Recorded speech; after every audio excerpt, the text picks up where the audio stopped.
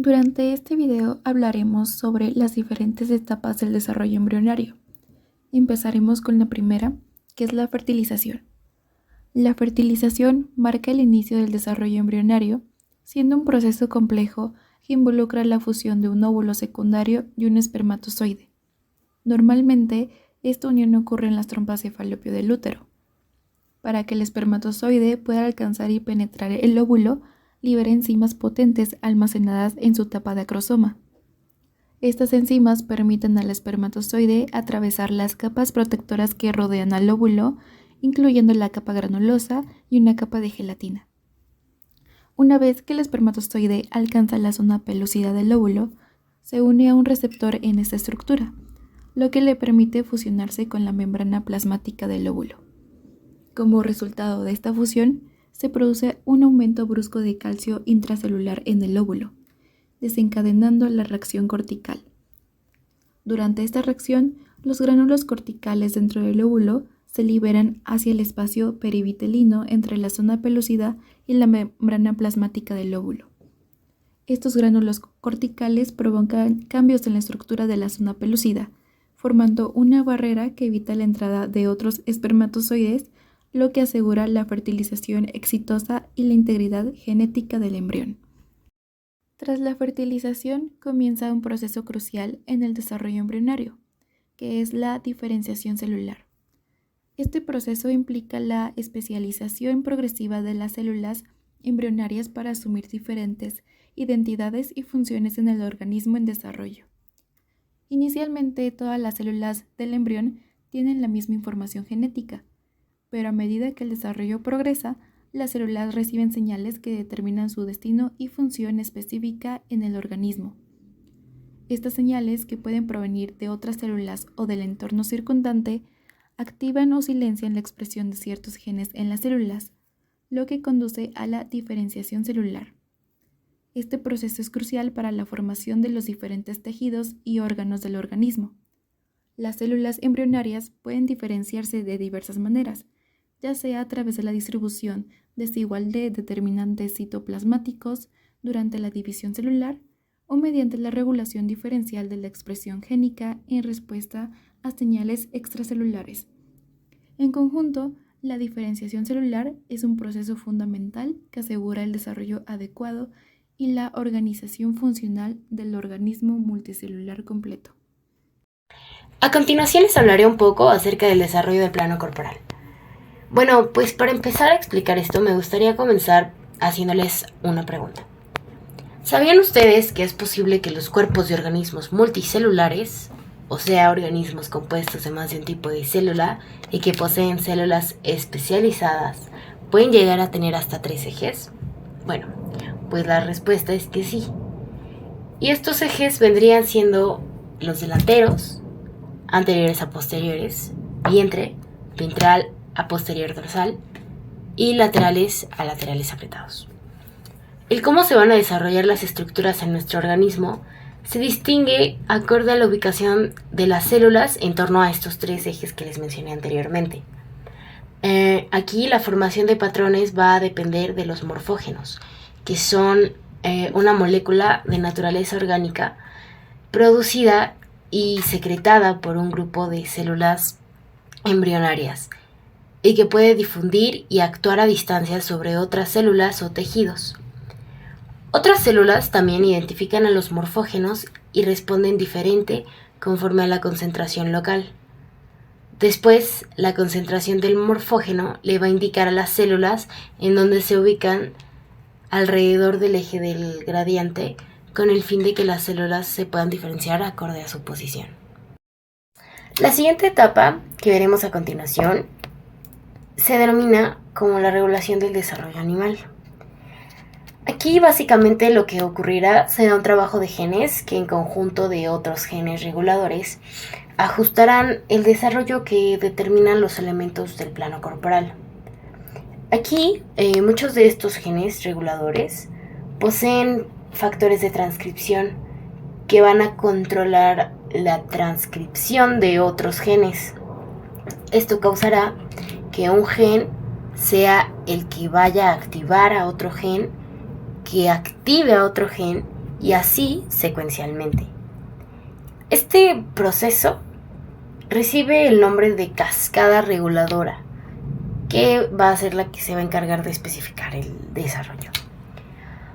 Para aclarar un poco más esta idea de lo que viene siendo la cascada reguladora, tenemos un claro ejemplo de su función en el desarrollo del insecto Drosophila melanogaster, mayormente conocida como la mosca de fruta.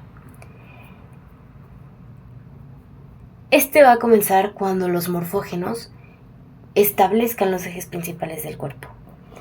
Estos morfógenos van a desarrollar un papel de transcripción que activarán a los genes GAP, que viene siendo un gen GAP, viene siendo un gen con ausencia de una o más bases en una de las hebras del DNA dúplex.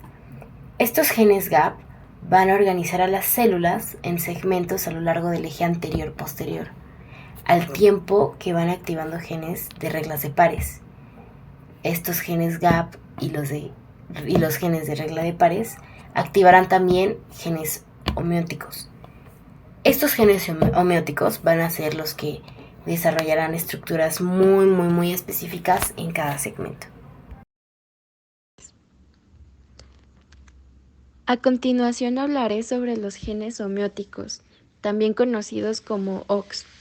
Son miembros de una familia genética presente en la mayoría de los animales.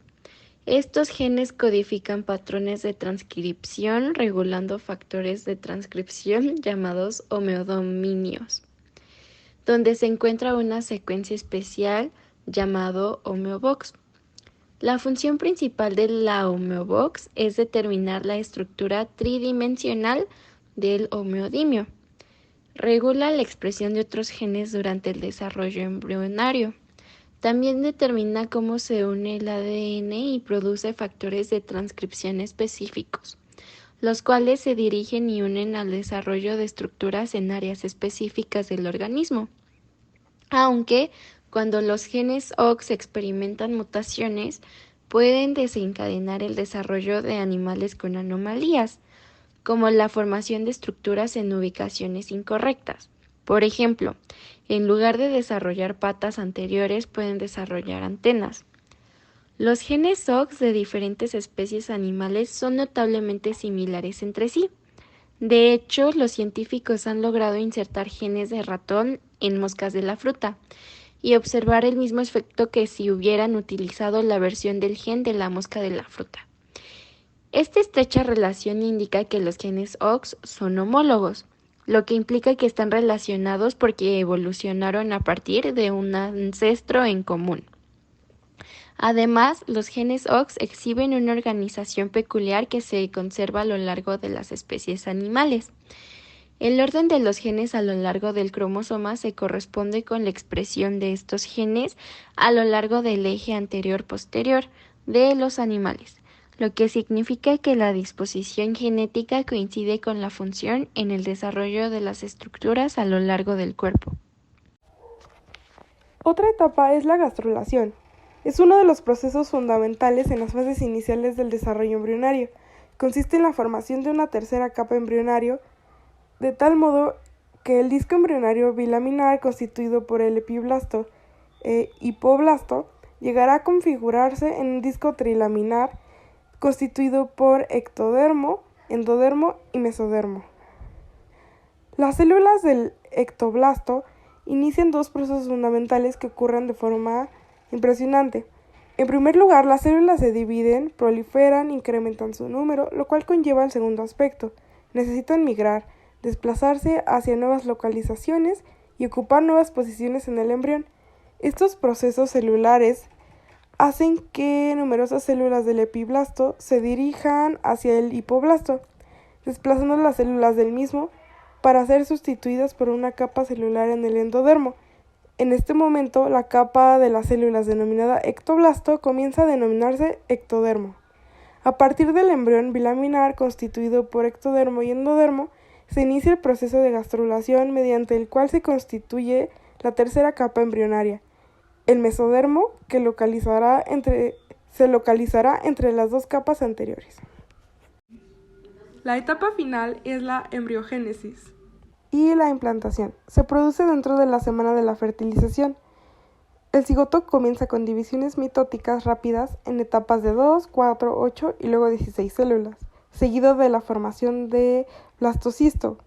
El blastocisto es una bola sólida de células que se diferencia en dos áreas distintas con una cavidad central de blastocisto, la masa celular interna y el trofoblasto.